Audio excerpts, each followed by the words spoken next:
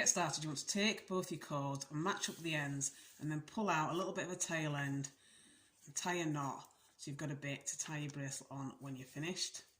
And then you can attach this to the top of your board. And then you want to take one of your cords and clip it to the bottom of the board. And then taking the other cord, you want to do a half hitch for the first half of your bracelet. So you're going to repeat the same knot over and over again until you've got halfway down your bracelet. So it's take the cord on the left over the top of the cord on the right, and then pull the tail end underneath and through. And then you want to repeat that again.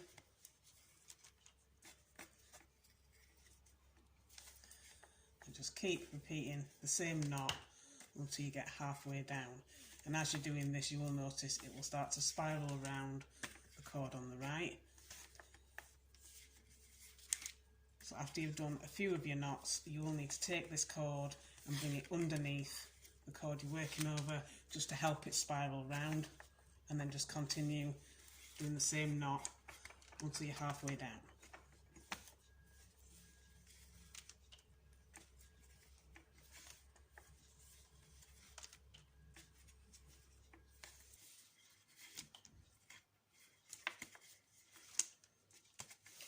So once you've got to your halfway point, you should have something that looks like this, and then you can take your bead and you want to thread the bead on to both of your cords.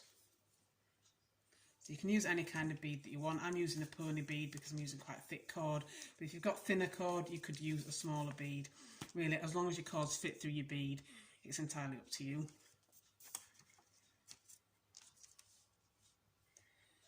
And then once you've added your bead, you want to push that up into place, and then you want to switch the position of your cords. So you want to take the cord that you were working with and clip that to the bottom of the board.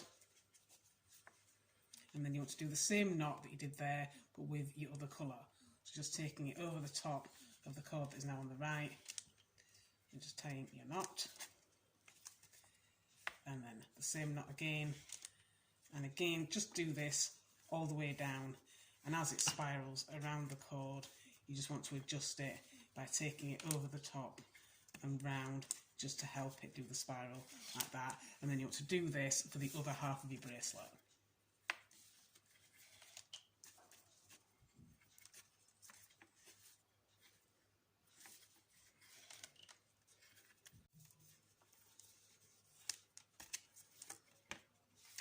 So once you've got the bracelet as long as you want it to be, you can tie a knot to keep these cords in place.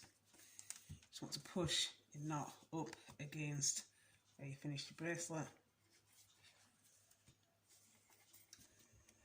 And then you have to pull out a little bit of a tail end at this side and then tie another knot.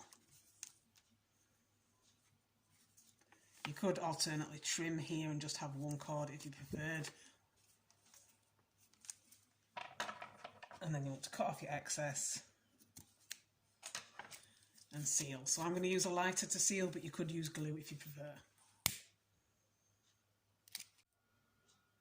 And once you've done this at both ends, you should end up with something that looks like this. And that is your completed macrame bracelet.